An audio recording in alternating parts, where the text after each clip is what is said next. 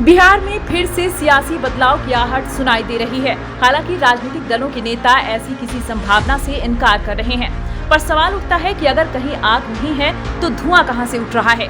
बिहार में एनडीए और इंडिया के अलावा एक और राजनीतिक ध्रुव का उदय हो रहा है। प्रशांत किशोर के संगठन जन स्वराज की बतौर पार्टी 2 अक्टूबर को लॉन्चिंग होने वाली है।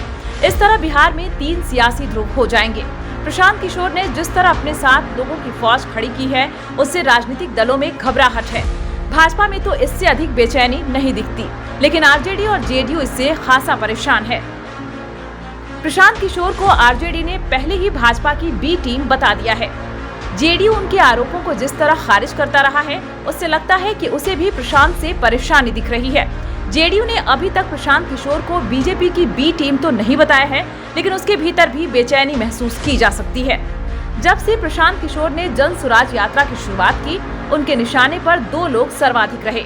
सबसे अधिक वे तेजस्वी यादव पर हमलावर होते हैं। तेजस्वी के साथ ही वे नीतीश कुमार को लपेटे में लेते हैं। वे बार बार यह बात कहते हैं कि लालू और नीतीश ने 30 साल में बिहार को बर्बाद किया है। बिहार से बेरोजगारी मिटाने और पलायन रोकने का कोई ब्लूप्रिंट इन नेताओं के पास नहीं है। जाति समीकरण बनाकर राजनीति करने वालों पर प्रशांत जब बोलते हैं तो उनके निशाने पर तेजस्वी ही होते हैं। अलबत्ता भाजपा का जिक्र कभी कभार ही प्रशांत की जुबान पर आता है। संभव है कि बिहार की राजनीति में दोयम दर्जे की पार्टी बन गई भाजपा को वे इसलिए कटघरे में खड़ा नहीं करते कि उसे बिहार की सत्ता की कमान कभी मिली ही नहीं। अलबत्ता उसके सहयोग से नीतीश और एक बार लालू भी बिहार के सीएम जरूर बने थे। बहरहाल नीतीश को निशाने पर लेने और भाजपा के खिलाफ कटु बोलने से बचने के कारण जेडीयू में यह संदेश तो पैदा हो ही सकता है, जिसकी चर्चा आरजेडी उनके बारे में करता है। संभव है कि इससे नीतीश के मन में भी भाजपा के प्रति अविश्वास पैदा हो।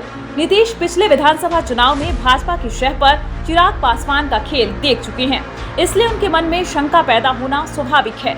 इसी बीच नीतीश कुमार की तेजस्वी से मुलाकात होती है और अब बीजेपी अध्यक्ष जेपी नड्डा बिहार आ रहे हैं। जाहिर है लोग कुछ न कुछ तो सोचेंगे ही।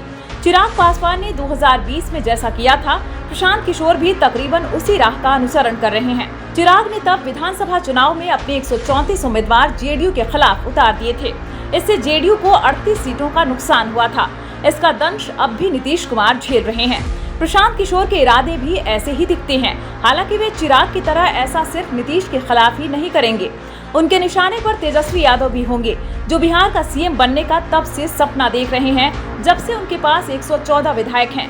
नीतीश कुमार इस खतरे को भांप रहे होंगे, लेकिन वे इस बारे में आरजेडी जैसा आरोप लगाने में इसलिए हिचक रहे होंगे कि अभी एनडीए के साथ हैं।